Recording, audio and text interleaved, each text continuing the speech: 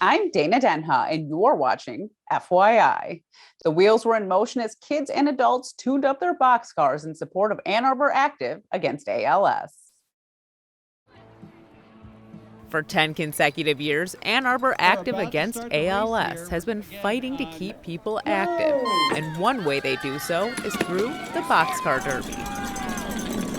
They've been working with the Ann Arbor community to battle ALS and also to fund research, whether it's at the University of Michigan or other places throughout the US. What they've done is they've hosted events like this along with the Twinkie Run and other events throughout the year and have used all that money together to fund research.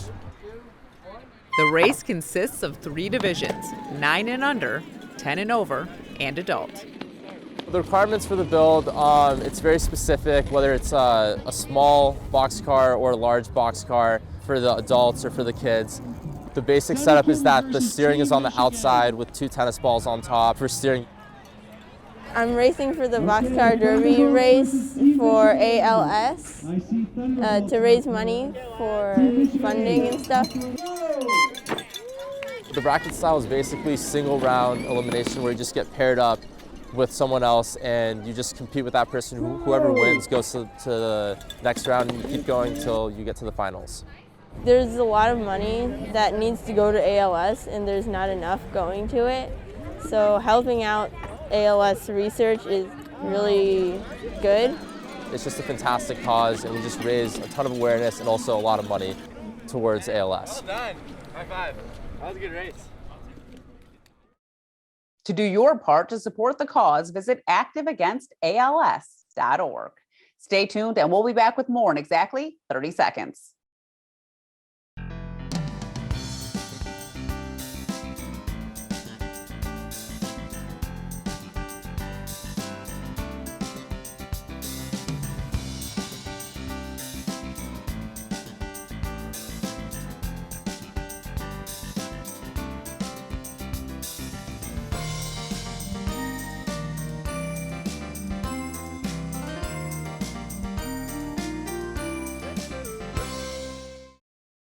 Some owls call Leslie Science and Nature Center home sweet home. And with these feathery friends up close and personal, visitors can learn about these unique creatures in a hands-on way. People had a hoot as they delved into the mysterious world of owls. Owls are probably the only awake top predator that we have here in Michigan that really takes on the way of doing the checks and balances of a lot of those smaller species. Without top predators, we might be overrun with prey items like mice. And with lots of mice, we might run out of certain plant species or some of their food too. So having a top predator like an owl helps create a balance throughout the ecosystem. More importantly, the food web that occupies it as well. Feeding the owls at Leslie SNC come with their own set of challenges. The food that the owls are eating is actually soaked in water first, just to make sure that the birds are getting some hydration. And then we actually eviscerate the rats. So we take out basically the stinky parts of the rats, intestines, bowels, things like that. The parts that nobody wants to eat because they don't taste very good. And then after that, we keep very careful track of how much weight in food each bird is getting to make sure that it's at a healthy weight for the temperature of the season. But you also have to take into account the thrill of the hunt. You can construct different things out of toilet paper tubes and bottles and rope and things like that. And sometimes we hide some of their food in there or just put different toys in that are sort of locked together and the birds get to actually play with them. After digestion, the owls actually leave clues to the meals they devour. Owls eat all of their prey at one time. So they digest the meat and the bones and the fur and all the tissue and take that down into their stomachs. And as they digest it, certain things can't be broken down by their body. So they cough up the pellet with mostly fur and bone. And then we can actually collect that, we sanitize it, and if you break it open, you can see, just like clues left behind, the skeleton of whatever animals the bird has eaten.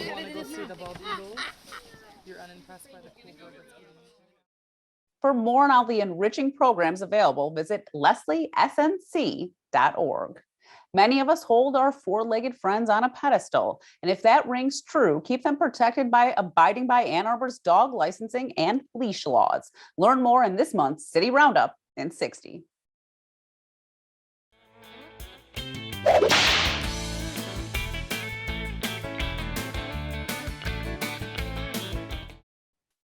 Hello, I'm Rachel Weinberg with the Ann Arbor City Clerk's Office, here to talk about dog licenses. All dogs in the city of Ann Arbor must be licensed. Not only does licensing help in reuniting lost dogs with their owners, but it's also a state law.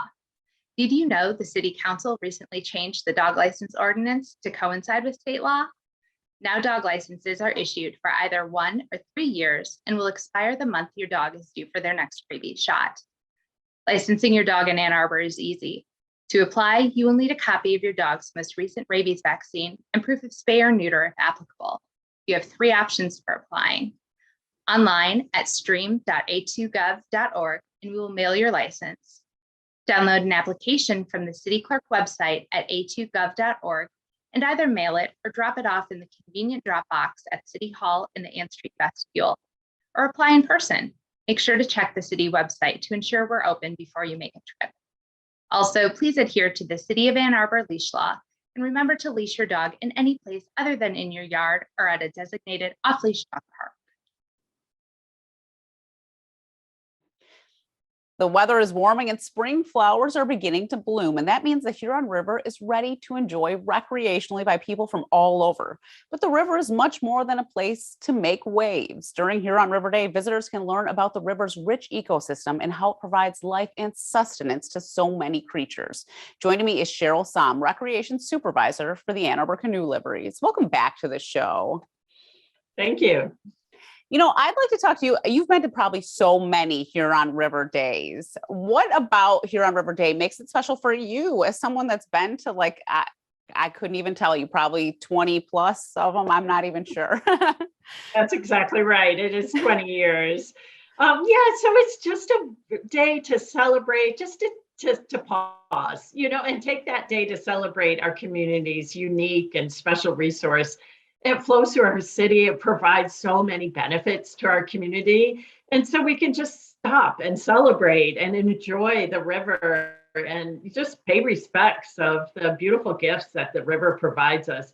So it's our drinking water, our home for wildlife, and river recreation, such as kayaking, fishing, or just enjoying the peaceful scenery. Yeah. You know, over the years, what have you learned? Have you learned anything new about the river that makes it so special for our area? Yeah, just everything and all around it as well is what's so important. You know, I focus so much on being on it in boats because that's what we do at the liveries or whatever. But every day, like just riding my bike to work or walking in Gallup Park and stuff, is just the beauty that it provides and that serenity that it provides to just so many people, not being on it, but even just being next to the river. Yeah, it's really just like, even just driving by it, honestly, when you see it, it's just like so beautiful. It's such a nice thing to have in your area to just see, honestly. But obviously, we're talking about all that it does for us. You know, when you see it, you obviously see a lot of people on the river, and they're not always from this area. They come from all over the area, all over Michigan and throughout the US, I'm sure. You know, talk about how people should treat the river when they're on it, because I'm sure sometimes you're like, no. And other times you're like, yeah, good. People are really stewards of the river. Right. Yes. In fact, we were just putting up some wildlife signs. It's like a perspective from the wildlife, like, don't leave fishing line around. It gets tangled in the birds. Don't feed the birds because they don't like stale bread and it's not good for them. And yeah, pick up your trash, just just carry out anything that you bring into the river as well. Yeah, and then Huron River Day Festival will even bring that further to just look at the stormwater and more about the river than just your day, that experience that day, but building rain gardens and looking at the big picture of how we affect the river with our city and our parking lots and every other part of it, of how just more awareness of the river and keeping it clean forever. You mentioned our stormwater. What are we doing that we can affect the stormwater in a negative way, and how we can stop doing that as residents and businesses in the city? Yeah, a good resource would be going to the Huron River Watershed Council. They really address that because it's really a big polluter, of course, of the river. Of after a big rain event, everything just flushes down into the river. So of course, don't put anything in the storm drains, or just assume everything that's on your driveway is just going to flush down into the river. So really keep your area clean. And then also the rain gardens, or just retaining that water before it goes down into the river, is really important. We're doing some renovations at the Argo Livery right now that will retain all the water coming down the hill and off the parking lots into these rain gardens or stormwater retention basins before they enter into the river. So it's something you can do quite simply, really. Well, I know Ann Arbor has like an adopt a storm drain program. So like you are cleaning your storm drains and stuff. I never officially adopted one, but I do try to take care of the one on my street because I'm always like nervous about overflow and all this stuff. And I mean, they get so dirty, and a lot of it's not just leaves and stuff. It is the stuff from the street that ends up, balloons or whatever, that you could be using like just recreational for fun. So yeah, I just think that's a really important thing to be aware of, and I'm sure you agree. Yes, absolutely. When is this year's Huron River Day, and where is it exactly? We obviously have 2 canoe liveries, so I don't know if we get to start at one and go to another, or how it works this year. Yeah, yep. So the festival is at the Gallup Park location, the Gallup Park Livery. Certainly, if you came down the river, you would run right into it because you end at Gallup Park. So it's our 42nd annual Huron River Day Festival, and it's on Sunday, May 15th from 12 to 4 p.m. So just based around the Gallup Park Canoe Livery in that first area of Gallup Park, there's tents set up. You can't miss it, with musical entertainment, and the boat rentals are discounted, only $5 per boat. So it's a really great time to come out with the family and really explore the river. Have you found it different celebrating Huron River Day earlier in the year? Because a few years ago, we sort of switched when we celebrate Huron River to May. Yeah, so do you find it like sort of a different experience, it being in May? Yeah, certainly. And it also helps get University of Michigan students out before they leave. They can come out and discover the river. They don't even realize it's there, as part of the campus. So it does. And it's a great kickoff for the season of like, hey, come down. Don't forget about the river. It's a really beautiful part of Ann Arbor to come enjoy. And so it's a good awareness. It's also the water week around the nation, and May is a celebration of rivers and water. So we just kind of dovetailed it with the other celebrations with our water plant and water resources throughout the nation. I know the livery can get sort of packed, the parking lot. So there's actually sort of an incentive to maybe ride your bike to Huron River Day. That's right, exactly. And of course, our border to border trail, it just follows the river throughout Ann Arbor. So it's a great way to come to the Huron River Day Festival, and your boat rental would be free. So do ride your bikes. Yeah, it's a really fun way to come to the festival. And then you just have a ticket for a free boat rental to come up to the livery. What if you walk? Is there any sort of discount if you're walking, or is that just for fun? Yeah, no, it was just the bicycle for sure. We also were going to have overflow parking across the street at Huron High School and such, so you can walk into the festival. Because Gallup Park is a busy park these days. It's our most popular park in Washington County. You mentioned the boat rentals. Talk about the different boats that people can get on. I know you have paddle boards and paddle boats. You have all kinds of stuff to do on the river. Yeah, we really tried to have a different boat choice at the liveries because everyone wants to try different boats, or maybe more apprehensive of jumping in a canoe because it's a little harder to paddle, or they tip easier. So we have paddle boats. They're a bicycle boat that are very stable, and you can fit 3 or 4 people and just kind of paddle around. You don't go very far, very fast. And then we have single kayaks, double kayaks, canoes, and then stand-up paddle boards. We'll just have free demos to try them out for 5 minutes if you've ever wanted to try SUP, which are super fun. And we rent those usually at the Argo livery. But we'll bring a bunch down to Gallup that day.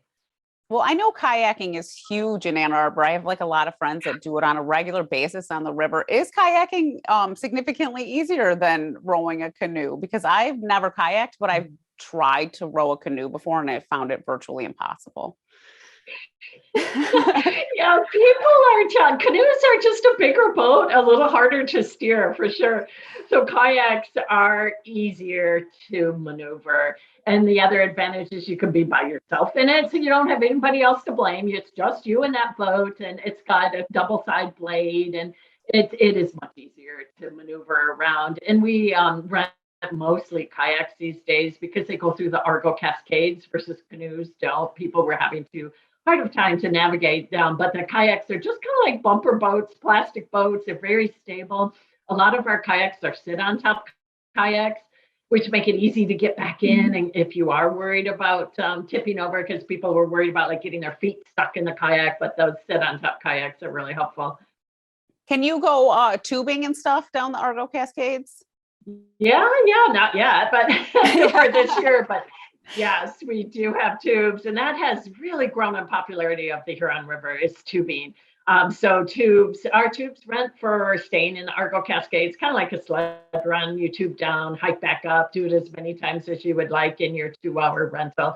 And then people buy or bring their own tubes and can go down as far as they want and just kind of hike back. Yeah, it certainly is popular on the Huron River, but also rivers across the nation. Tubing has grown in popularity. Free, easy, fun, great way to get out on the river. Yeah, your arms don't get tired at all. You just get to sit there. Yeah, absolutely. Yeah. You know, you mentioned fishing, and I heard here in River Day, you can fish, but are there tips? I know there's going to be some guidance for fishing because not all of us are completely, feel great about when we are fishing, but are there tips? Should you throw your fish back in the water? Obviously, you need to clean up after yourself, but talk about that fishing and the guidance that you'll get at the Huron River Day. Sure. So the type of fishing that we do with our river camps and our programs, such as a festival, is with a bamboo rod, no reel, just a fishing line, really simple with a hook and a worm. And it's surprising how many fish you can catch in the Huron. So we have a lot of the, you call them panfish. So it's bluegill and sunfish, things like that. So yes, we will have volunteers out there helping you so you can learn to do it because it's, it's a little tricky getting your fish off the hook more than anything. So it's a really fun way for kids to discover what lives in the river. To go fishing with a child and have them catch their first fish is just such a joy. So yeah, there's lots of different kinds of fish, and certainly you always need to pick up your fishing line and your bait buckets and things like that. And we do throw all the fish back. We even use barbless fish hooks, so as not to hook that lip too much as you're pulling the fish slip. So really try to take care of the fish that we catch, and we put them right back in the river. We'll put them in a bucket for a minute so the kids can look at it, but do put it back. And there's currently a no eating the fish in the Huron River right now because of the PFAS pollution in the river has been accumulated in the fish. So they are saying no eating fish in the river for now. And it's been like that for 2 years. Well, I will attest to the fact that I've fished before, but I've always wanted to throw the fish back in. I don't want anything to happen to them. It's sort of it's fun to fish, but then you're like, okay, go back home now kind of thing. I agree. Yeah. Yeah. Huron River Day always has educational tents and activities. What is happening this year? Yeah, we're so happy to come back with an in-person festival. Last year, we just did informative signs along the river for people to learn more about the river and the park. So this year, we're back at it. We have 3 large tents with river exhibitors and a bunch of smaller little tents too, to really keep it spread out outdoors, just to educate, inspire stewardship of the river. It's the different exhibits, and you can learn about river critters at the Watershed Council tent. We have display of wooden canoes being made. We have a kid outdoor scavenger hunt with really cool prizes to learn. And then the $5 boat rentals, of course. And then we have live animals with the Leslie Science Center. So to learn about the river animals, such as turtles and birds that live along the river. And then the Dirt Doctor will be there. They're from Oakland County and have squirt guns that children can use to really discover and learn about taking care of our waterways and keeping clean. And then we have music tent right next to the river, so you can just hang out, bring a blanket, whatever, and just listen to different music throughout the day. We have Hullabaloo, which has our very own water commissioner, Evan Pratt, performing. Then Joe Riley has really playful and joyful songs, including songs about the river, really geared towards families and children as well. And then the new neutral zone will have a teen band, and Pat Stye has hymns of the Huron. So a lot of Huron River folk music and different songs to really brings the celebration all together as well. And then there'll be food trucks, so you can always grab a bite to eat, either snack or more substantial food as well. And then of course the $5 boat rentals are very popular to come rent a boat. And it's all sponsored, thank you, by DTE Energy Foundation. Each year sponsors the festival to really make this so we can afford the cheap boats and wonderful exhibits and music. I mean, what a testament to the river that there's so many artists that write songs about it. It just means so much to people. It really does. It's just, and that I thankfully has grown over the years. You know, this is our 42nd Huron River Day, and they originally did it just to bring the focus to the river. The river used to be just kind of like your back junkyard, you know, for businesses or something in communities across the nation. So this is really, it was a chance to like, hey, look at our river. Like when I went to college here at U of M in the 70s, nobody paddled the river. You know, it was just like not a big thing to do. And now it's like the thing to do for outdoor recreation. It's really has changed the focus over the years. And all of that is because we have a clean river, right? If it was polluted, people would not be able to enjoy it. So we need to keep our waterways clean and open and really provide this access and river recreation. So then people will become stewards and love the river, you know, because you go out and enjoy it, and then you will protect rivers forever, right? And pass that on to your children. Well, it's amazing to think that, you know, 42 years ago was really the start of this river cleanup, and like people really realizing how important this river is to our area. It's just crazy to think that back then that, like people didn't understand the environment the way they do now. And they were just like using it as like a garbage almost. And it's so sad to think about those days, but how far we've come in these 4 decades. Yeah. So let's celebrate, you know, and just really put that focus back on the river and, you know, and just take a day. You really, really enjoy the river. Before we go, I know you sort of already said it, but why should people come to this year's Huron River Day? Obviously, it's like fully back in person. So let's do it. Right? Let's come back, right? Come back to the outdoor. It'll all be outdoors, every single part of the activity. So really just a safe, fun way to celebrate the parks and the river and being outdoors and just our beautiful community here in Ann Arbor. Well, I want to thank you, Cheryl, for coming on and talking about the Huron River year after year, because obviously it means so much to you, but it means so much to all of us. Yeah. Yes, it does. Yeah. We're so lucky. For more on this and other programs, visit a2gov.org/CTN. Visit youtube.com/CTN Ann Arbor to see all that we have to offer. And remember to like, subscribe, and ring that notification. Thanks for watching, and tune in next time to FYI.